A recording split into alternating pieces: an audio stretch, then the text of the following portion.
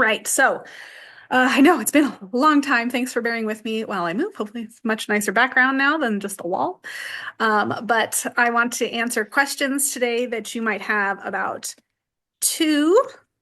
the other two big types of arguments for God's existence. So last week we talked about cosmological arguments, right? And there are lots of different varieties or lots of different versions of them.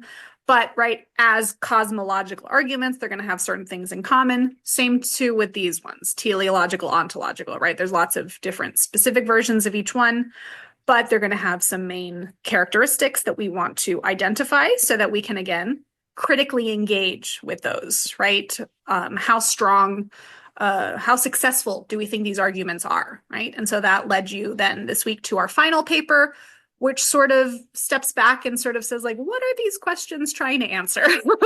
Right? Because, clearly there's going to be issues, right? Issues abound, which is why we have not come to a consensus on these types of things. But so then what can we expect, right? And so Linda Zagzebski is going to talk about, what perspective you're starting from is going to determine what these kinds of questions are going to do for you, right? So if you are a theist, right, you're most likely looking for these to bolster pre-existing beliefs, right? So these are not necessarily meant to convince the non-believer, right? And that I think is an important consideration. Similarly, too, she's going to point out that if you are leaning more atheistic, right, then these arguments are really about addressing criticisms, right? How strongly can the debate and the critique hold up, right, against intellectual engagement? So, right, so some considerations there about where we're starting from, but still, it's good to understand these arguments because, again, we do encounter varieties of them in the world today. And of course, they're going to have different implications about, what the world is like, what sort of God we think there exists, and so on and so forth. So do we need to do any review of the cosmological argument before we get started on these two types of arguments?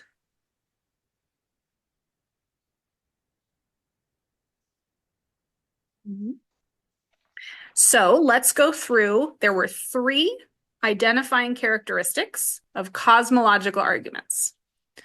We don't necessarily have to go in order, so if you can remember any of them, but I'm going to start off in order.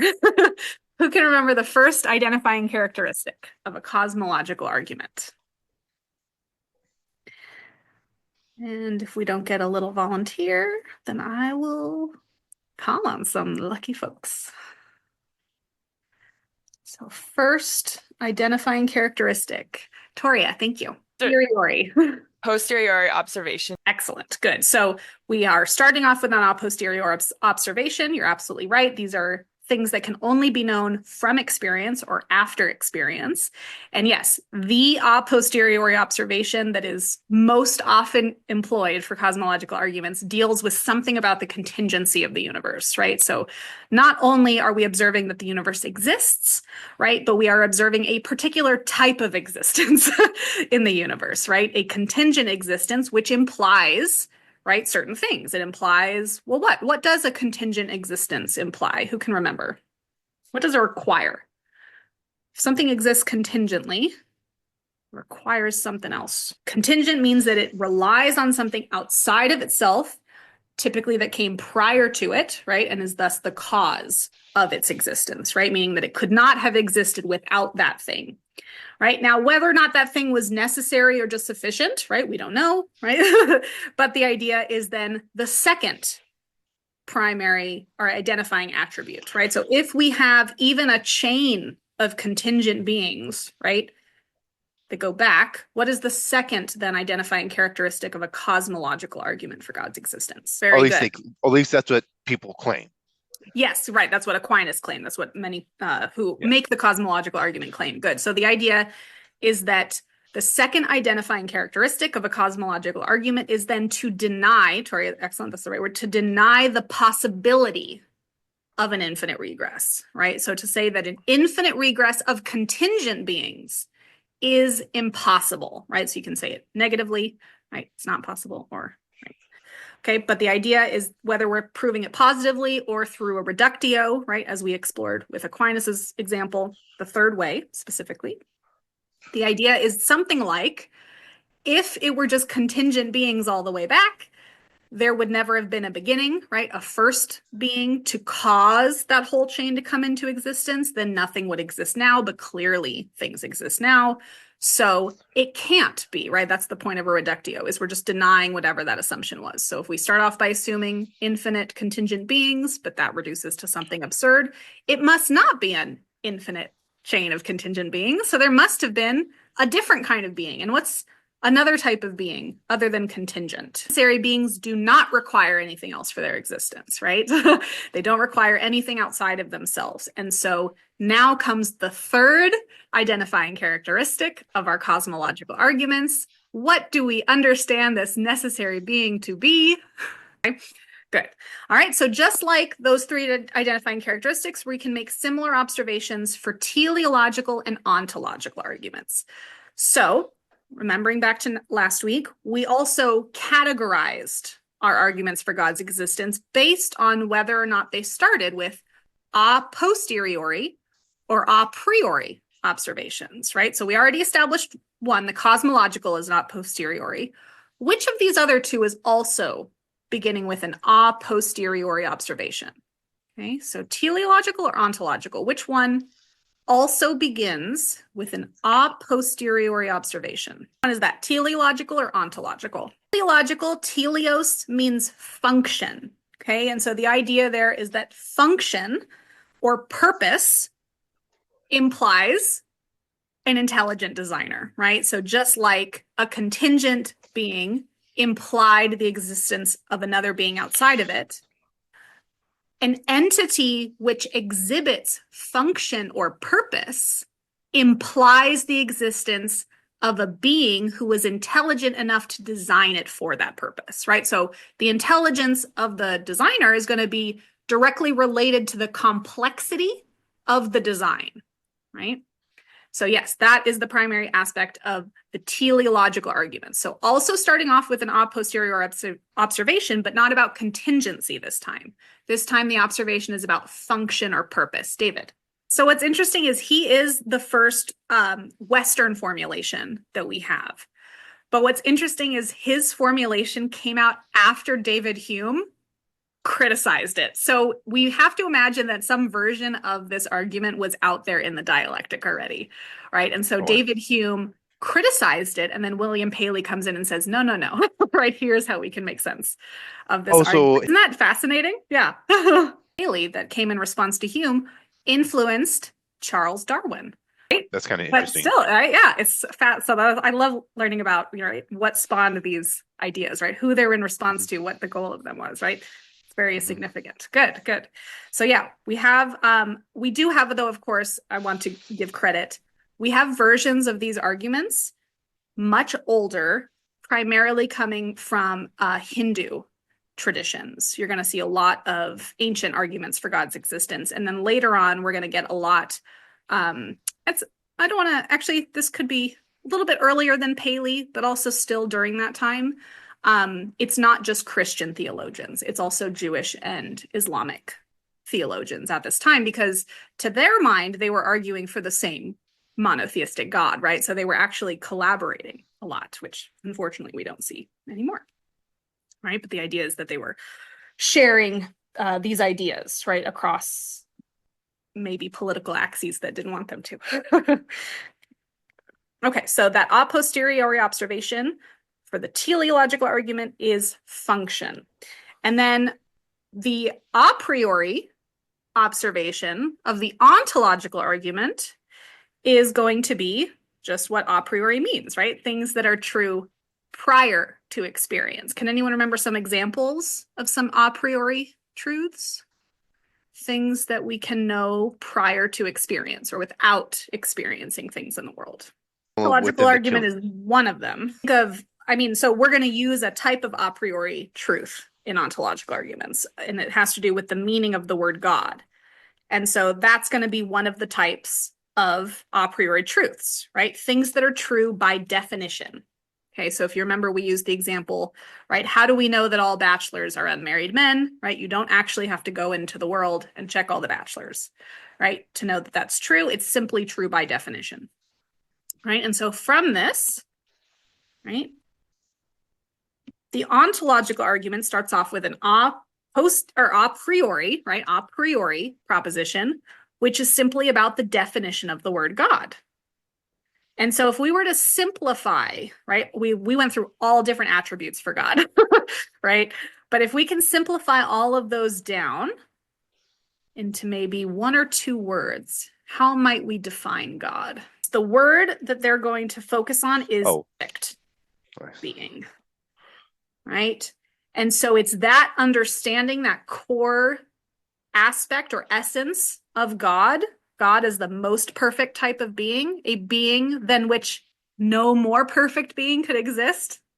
Get ready for those types of writing styles. It gets complicated, right? But the idea is that that is the essence of what we mean when we talk about a God that has all those attributes, right? All the omnis. The reason that it's all powerful, all the things, is because of their perfection, right? So all of the other attributes of God supposedly stem from this essence of what it means to be divine.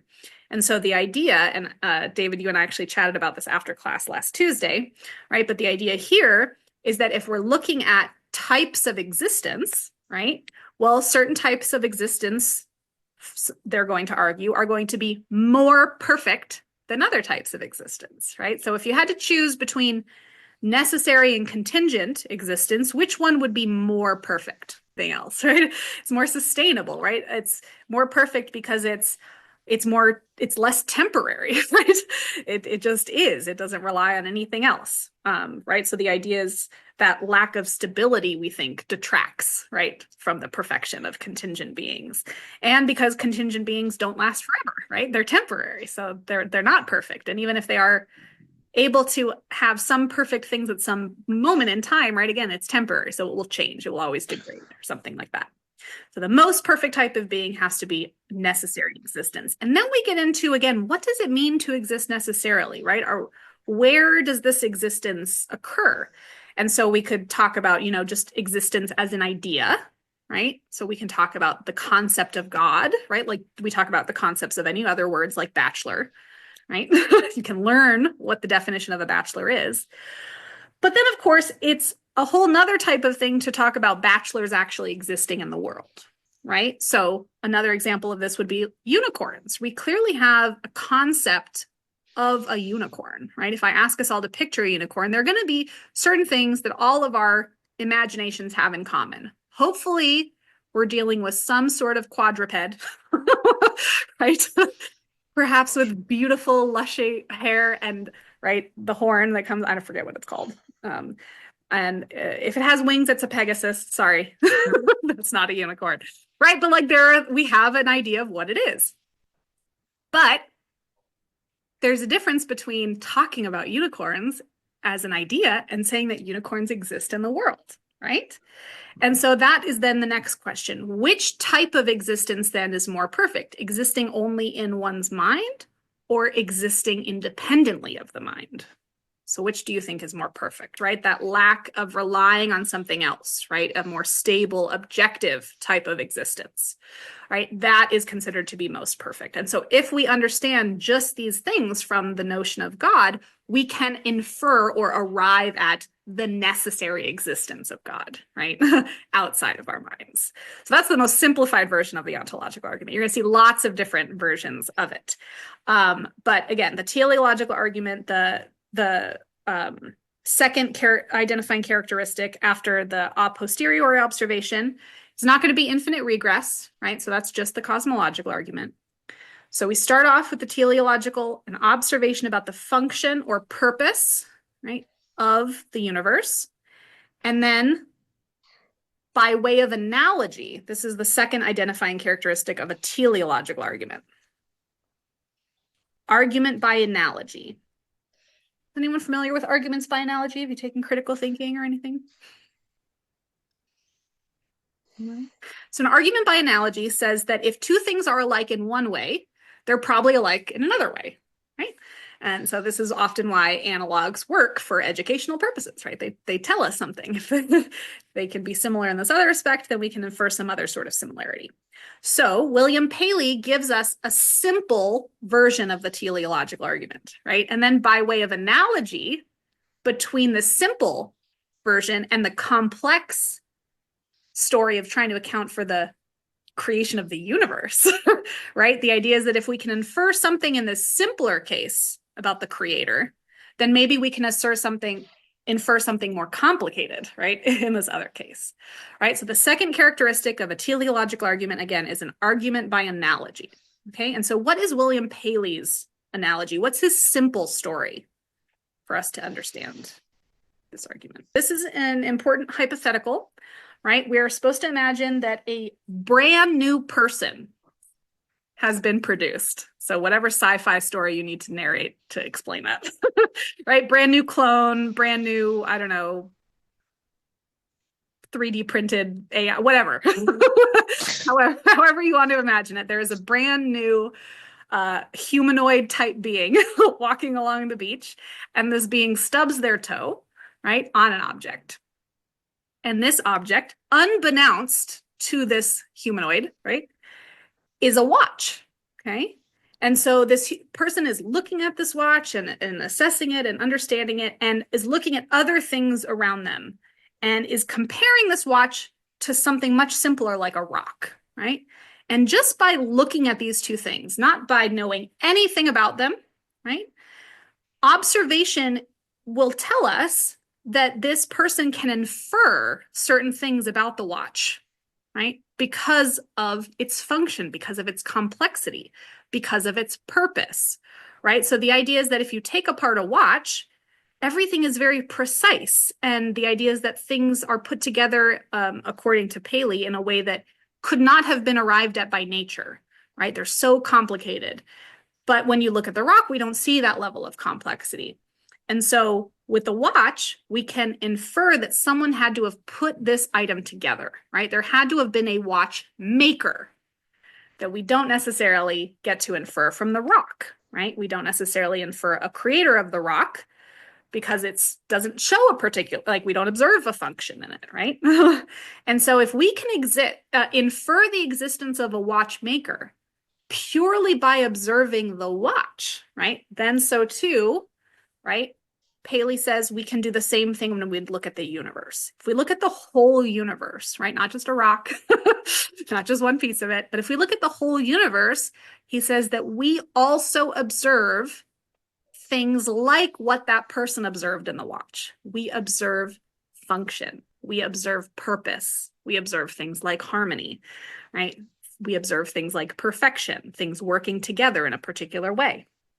Surely you've seen some of those photos of like the Fibonacci sequence that occurs in nature, right? Like everything just fits in these ways that seem so perfect, right? So the idea is to look at the universe and see that function, that design, that purpose. Just like with the watch, we can infer a universe creator, right? And then there again, we're going to get that natural theologian jump at the end. That universe creator, we understand to be God, right? But so just like we can infer a watchmaker from looking at the purpose and function of the watch, we can infer a universe creator by looking at the purpose and function of the universe. But there is a disanalog, right? There is a dissimilarity between the watch and the universe. The universe is far more complex, right? So the universe creator has to be far more powerful, right? And capable of a lot more things, which is why we're able to deify the universe creator, right? And not the watchmaker. Okay.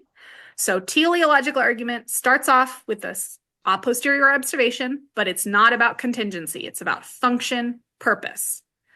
By analogy, then, in the second characteristic, we can infer an intelligent designer, just like we did in the watch. Third, natural theologian jump, that more complex universe creator is God. Okay, ontological arguments. We're starting off with an a priori, right? Prior to experience. Just something true by definition, and the definition that we're working with here is that God is the most perfect being. Second characteristic of ontological arguments are those inferences, right? What can we infer from the most perfect being? Well, certain types of existence, necessary existence, independent of the mind, right? And then again, that most perfect being than which nothing greater can be conceived must be God. So all three of them have the natural theologian jump. All three of them start off with a certain proposition, either based on experience or based on a definition of a term here. Okay. So questions about these general ways of identifying these types of arguments. Yeah, so function, purpose, I think the idea there is like, yeah, so function is like things are created to do something, right? And they serve a function. But the idea is that purpose might imply a little bit more intention on the part of the creator, like what function it's supposed to serve. But most of them go hand in hand. Like- Yeah, so I think a deist would focus more on function than purpose, right? A more personal theistic type of God, what the purpose is, right? So not just that there is a purpose, but here is what the purpose is. Yes, exactly. Yes, but then even there, right, there's so much variety in terms of any one religion, right? These religions have been around for so long. There are hundreds of different branches of Hinduism, tens of different branches of Buddhism. We're familiar with how many different branches of Christianity there even are now, right? and Islam and Judaism as well. So they're all going to have like subtle differences there. But yeah, in general, we can say that they're all going to be, and again, this is maybe why that Zagzebski reading is important, right? What purpose are these arguments serving? What exactly are they supposed to be telling us? Is it that they're just supposed to be arguing that there is some type of divine being, but not tell us anything about the nature of that being, right? Could be deistic, could be personal, we don't know. Or yeah, are we making that natural theologian jump to, and this we understand to be God, right? Typically the monotheistic God. And then of course, what specifically are we saying about that God? That's probably going to come not just from the attributes, which we've already talked about, but then also from scripture, like you're pointing out in different religious traditions. Yeah. All right. So just like the cosmological argument, right, we can potentially, and we want to, right, consider potential objections to each aspect, right? So just like we might question the contingency of the universe, maybe we want to question its function, its purpose, right? That a posteriori observation being made here. So this is where David Hume's paper comes in, right? So he is going to very clearly, and again, he preempted this with Paley. He started off by saying that he does not observe function and purpose and harmony and all those things in the universe, right? He observes chaos, right? And things happening for no apparent reason. And things changing all the time, right? So even if there are things like laws of nature, right, there's too much disharmony, there's too much chaos, there's too much that doesn't make sense, right, that David Hume sees in the universe. And again, depending on how our approach to science is going, I don't think they had any conception of the Big Bang yet, but right, like just asteroids, flying through space, potentially just smacking into planets and adjusting light, like, right? What is that random?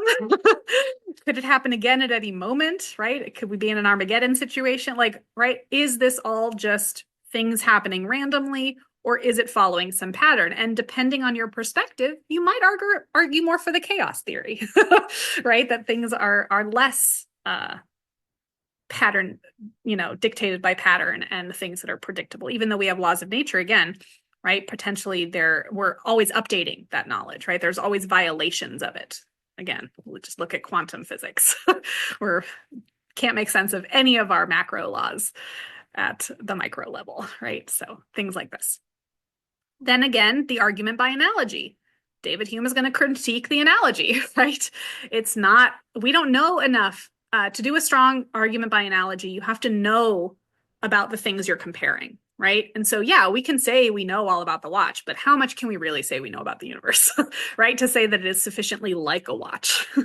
And again, so too with the analog of inferring a watchmaker to create the watch, again, the characteristics of the watchmaker are going to be inferred based on the attributes of the watch. So too for God, if we're supposed to infer attributes of the universe maker based on what the universe is like, well, yeah, I don't think we're getting an all good being, right? One that doesn't change, right? Those are not the characteristics we see in the creation, right? And so it doesn't lead us to the same type of God that the natural theologians want to, right? So potentially not just threatening the argument by analogy, but the third, the conclusion as well, right? That even if this an analog holds in terms of the watch of the universe, doesn't mean we're getting God as the universe maker, right? We might be getting a totally different type of being. Or again, why only one being? Why couldn't it be a team of people, right? Or gods that were in charge of, creating? Like, people don't always work just by themselves, right? So creation could imply the existence of many creators, right? Many universe creators and not just one. So too, right, we can look at potential objections to each part of the teleological argument. Though for the sake of complexity, I want to focus on critiques to the ontological argument, right? Because this has to do with definitions of terms, the critiques are a little bit more complex, right? Because it's all a priori, it's not about any empirical critiques. And so what I gave you, let's see if I can find it in the module. I think I gave you a little handout. Yeah, objections and replies to the ontological argument, which is in that first tab. And let me just share the link directly here in the chat so you don't have to go hunting for it. Okay. So here we see lots of different versions of the ontological argument, as well as objections and then replies to those objections, right? So definitely take a look at these, right? Different ways of understanding God as the most perfect being. So the classic example comes from Saint Anselm, right? And that's the complicated one, a being than which no greater being can be conceived. Like, if you want to make fun of how complicated philosophers write, this is a great example. This and so anything from Wittgenstein, but yeah, it's complicated, but boil it down to the most perfect. Okay, just consider it that way, right? So one, of course, objection though to Anselm's argument is that, well, we can maybe always imagine more perfect things. Like, could you imagine the most perfect island? And then couldn't you imagine making that perfect island just a little bit more perfect, right? Couldn't you add one more coconut or, make the sunset last 1 second long, right? The idea is that perfection maybe doesn't have a cap, right? Maybe there isn't a maximally perfect thing. Maybe we can always make something more perfect. So again, just maybe we're challenging some things about what these terms even mean and what we can infer from them. So in that vein, I want to focus then on, he's not even, where's Kant? Seriously? Did I take him out of here? Sorry, I used to have Kant in there. Maybe I put him in the PowerPoint because he's so important. Yes, I did.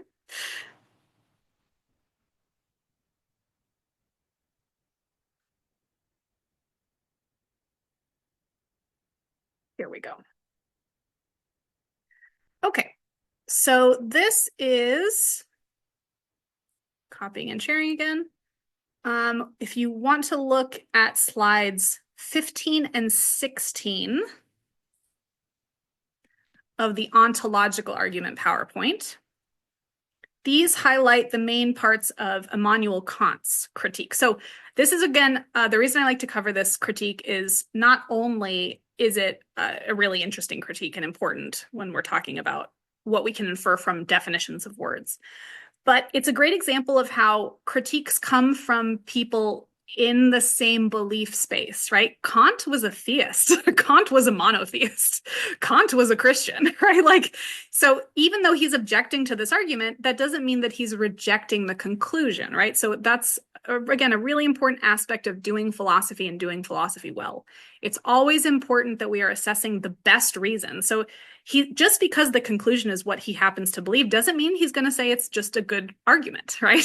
We still have to assess the merits of the argument on its own, even if we already agree with it. So keep that in mind when you're doing your papers, right?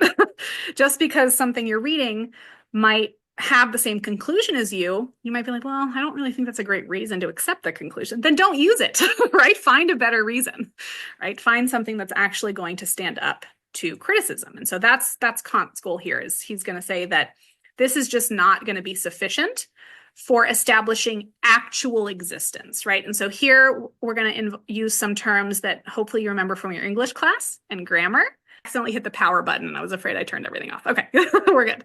Okay, so the idea with Kant is, again, we're starting off with some concepts that deal with grammar, specifically going back to the basics here, subject and predicate. who can remind us all what a subject and a predicate is, right? So we're dealing with propositions, statements, right? So every statement, in order to be a complete sentence, to be a proposition, has to have at least one subject and at least one predicate, right? Rules of grammar. So the subject, right, is the thing that we're discussing. The predicate is what is that thing is being described as, right? So when we're talking about the existence of God, right, what is our subject, right? So if the proposition is God exists, the subject is God. So what then is the predicate? Or what should be the predicate? The perfection. Actually, the predicate is existence. Right? So the subject is God, and the predicate, or the thing that is being described about the subject, is its existence, right? So in the statement God exists, we have a subject and we have a predicate. So the meaning of the word God, right, as you rightly pointed out, David, is supposed to be the most supremely perfect being, okay? So if supreme perfection, right, or sorry, here, let me do this. I'm not going to skip any steps. So God means supreme perfection. Supreme perfection means necessary existence. Who can see where this is going to become problematic? So here, according to the ontological argument, remember, necessary existence is going to follow from supreme perfection, right? Because to exist necessarily outside of the mind is the most supreme type, right? The most perfect type of existence. But what we've just done is we've created a circular argument. So we've now made the meaning of the word God imply necessary existence. So when we say God exists, we're not actually saying anything new. We're just saying that God is the definition of God, right? So if necessary existence is implied by the meaning of the word, just like in math, we can substitute out the word God with its synonym, right? So instead of saying God exists, I could say the necessary being exists, which is just to say that a being that has to exist exists. So do you see, I've basically turned this into what we call a tautology. And tautologies are important because they're meaningless. They don't tell us anything about the world, right? It's just literally a repetition of a statement, right? So Kant's critique of the ontological argument is that existence is not really a predicate, right? It's just something that means the same thing, right? It's just implied by the word God. So when we say God exists, we're not actually learning anything new about God. It doesn't tell us anything about the world. Just tells us what words mean, right? And I could make up a word right now and I could tell you all what it means, right? That doesn't mean that whatever I make up exists. Like, hey, let me tell you all about flibberty gibbets. Flibberty gibbets are, well, little stars that float around your head after you've had too much coffee, right? And there are rules for these flibberty gibbets, right? And these flibberty gibbets follow these rules, right? Like I can come up with a whole coherent system for flibberty gibbets. None of that is going to mean anything about whether or not flibberty gibbets actually exist, right? No matter how coherent that story and that narrative is, right? And so the idea here is, again, because we've built in necessary existence to the meaning of the word God, we can no longer infer that existence from God, right? You built it in, that's cheating, right? What we mean by God is a being that has to exist. So guess what? They have to exist, right? The idea is that you're not really telling us anything. All right. Okay, there's one other thing I wanted to mention. Again, David, I mentioned this to you. It's the strongest version, I think, of the ontological argument. But before we get to that, I do want to see if there are any lingering questions Any remaining questions about teleological or ontological arguments? Right, so we went through their identifying characteristics, some critiques of each of those.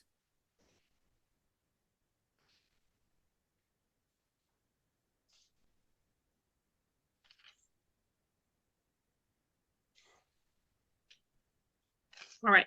So the last thing I want to mention is, again, these are types of arguments, meaning that there's a great variety within each of them, right? William Paley's is not the only teleological argument, right? Aquinas's 5 ways are not the only cosmological arguments. So as with philosophy, dealing with critiques, the idea is that they try to get better over time.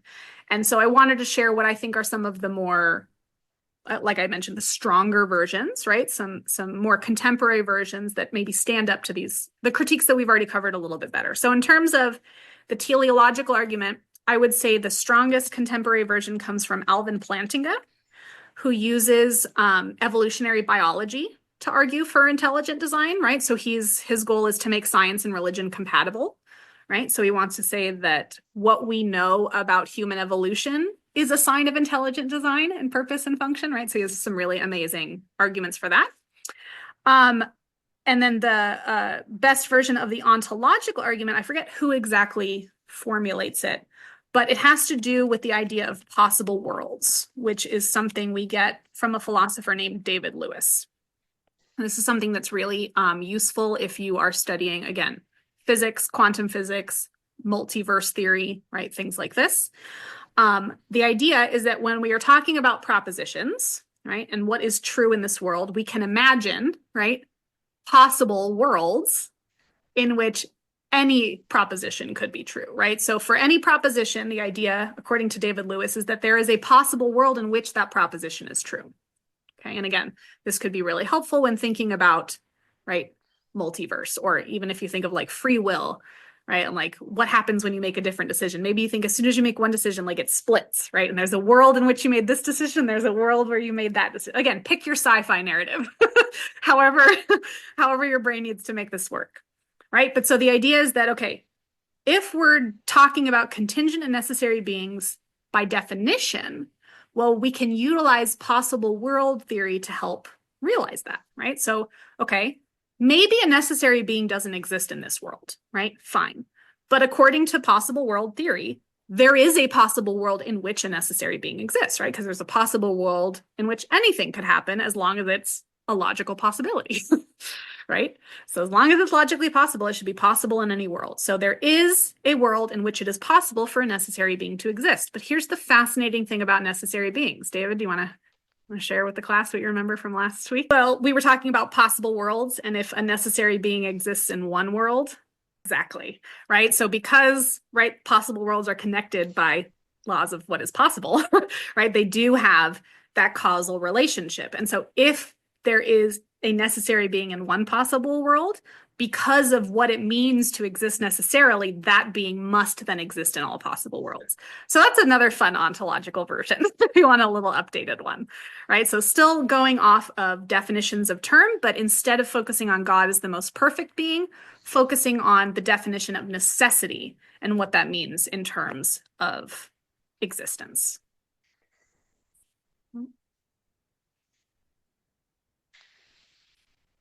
Okay, but then again, we might say, well, if there's a possible world in which maybe like the Abrahamic conception of God exists, maybe there's surely a possible world where like the spaghetti monster exists, right? The flying spaghetti monster, right? Surely there's another possible world in which the Hindu god pantheon exists, all right? So, right, we can still too potentially criticize the conclusions of these arguments, right? What type of being, what type of God, how many gods, right, specifically are we arguing for here? And yes, that is typically where we start branching into specific religious traditions. Good. Any other questions in these last 5 minutes? Absolutely. It's in a couple of different places on my website. So I'm going to Gig Philosophy, then I'm going to Logic, then I'm going to Valid Argument Forms, and I'm going to send you this link right now. And then I think I also have it under the present because you guys create deductively valid arguments in that part of the writing assignment. So I think I have them here too. or at least some tidbits, not all the argument forms. So the first one is argument forms, but there's some additional information here on constructing your own valid arguments. Yes, there will be. Good. And so there are drop downs, but if you go all the way down to the bottom, there's even a 1-page document you can print out if you want to like have that with you. All right, so then I will hang out for the next few minutes in case anyone does have any questions. But just so you know, we are moving on in the next 2 weeks to the last 2 big topics related to arguments for God's existence, right? So again, focusing on things from experience, we have to talk about arguments from religious experience and miracles, right? So we're going to talk about that next week. And then we'll talk about the biggest argument against God's existence, right? Which is the problem of evil. So the next 2 weeks, we'll be finishing up this big intro of arguments for and against God's existence. All right. Okay, well, have a wonderful weekend.